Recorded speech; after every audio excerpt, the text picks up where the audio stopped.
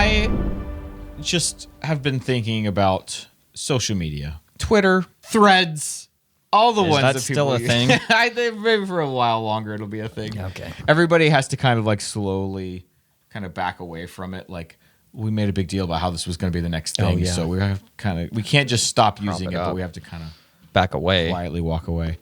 That's what they did with 2020, 21, 2022.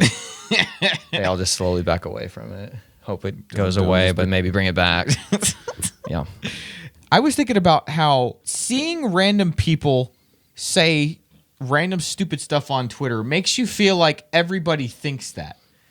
But then it becomes a self-fulfilling prophecy when it creates this polarization. And so people become more entrenched in their camps.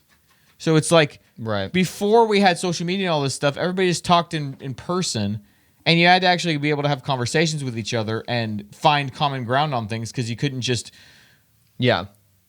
hunker down into your little barricade. But now you can just go online and see just like what the dumbest people take is on anything and say, oh my gosh, that has likes on it. People agree with that. Well, then I need to hunker down over here because it's all out war.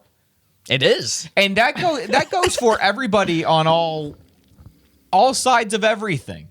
I think because we've all had that feeling of reading something completely insane online, seeing there are likes on it and saying, oh my gosh. Yeah. This is not the world I live in. That swelling in your chest, that scared feeling that you get, that is not healthy. No. It's all very new. I heard the one person say it is like Twitter is, I don't even remember who said this. It might have been Jordan Peterson, to be honest. He said, like, Twitter is weird because it's like the place you go to, you just show up to a party, you don't even know who's at the party or why the party is existing. You just show up. You don't know who's at the party. Yeah. That was my Jordan Peterson. That was not great, but... Andy, you don't know it. That was better. You don't know who's at the party. Who's going to be there? Hey, so you run into a Scottish accent. He's gonna... You're just showing up. You bloody well showed up to the party. Well, I don't know why I'm here. I just see the vipers and the vixens, the trolls. They're all just scum of the earth, and they're on Twitter. I can't see their real faces. Josh, you're going to have to believe this, but I came up with the greatest insult of all time, and that no one has said.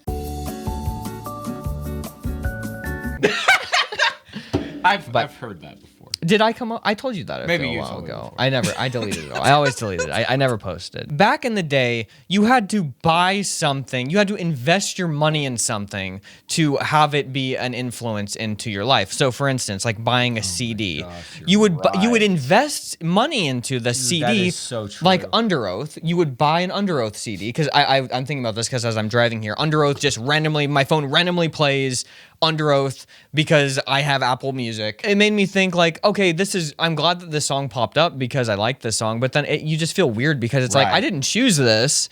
Yeah, I listened to this when I was a kid. I invested money into this when I was a kid because we wanted this to influence us and we wanted it to be an influence with our friends, and so we showed it to them. What I'm saying is they couldn't back then tell how many plays they had on a song. It was just how many people bought the CD. Yeah. That was the influence. Now it's like, okay, how many times can we get somebody to listen to this? Can we infiltrate their brains and like algorithmically put it in there and artificially? The only comparable thing back then would have been like network television that everybody just had access to. Yeah. You didn't have to pay for cable. You paid for cable, but TV you just had. But like all of the countercultural stuff that changes society. Right. You still had to pay for that. You had to pay for that, and you had to decide. But now it's like, it feels like the counterculture is like decided for us by like the algorithm, by TikTok, by all these things. Like really. So anyways, I feel like that kind of goes with what you're saying. It doesn't, but it slightly does. No, it does. Listen to this. This is on Spotify. Hey, how you doing, Josh? Good to have you here. You're with your DJ X. Up next, I got some songs you've been keeping on repeat. A little snapshot of your music at this moment in time. Tiny moving parts up first. I don't want it to actually play music. So this is like it's like an AI DJ on Spotify. And if I skip a song, he says, all right, I know what you like. I'll play this instead. That's a little weird. Yeah. There's something about this that's just not great. It's not great, man. What are you going to do next? Show me a Spotify instead of tell me? What's it gonna do? This is an AI version of my voice. On your phone, you can weird. you can say like 150 phrases and then you let it sit overnight and then it creates an AI version of your voice. In case you ever lose your vocal cords. Oh, okay, great. Get ready for this. Hi, Jordan. This is an AI version of my voice. Does it sound like me?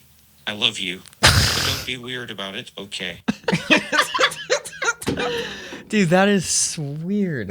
That wasn't even weird. that convincing, but it was. It's like if something ever happens to my voice, at least you'll kind of remember what my voice sounded like a little bit. Well, we would have all these videos to like remember. This is after the apocalypse. EMT. Yeah. The pulse. Okay. That's when I That's lost not my right. vocal cords.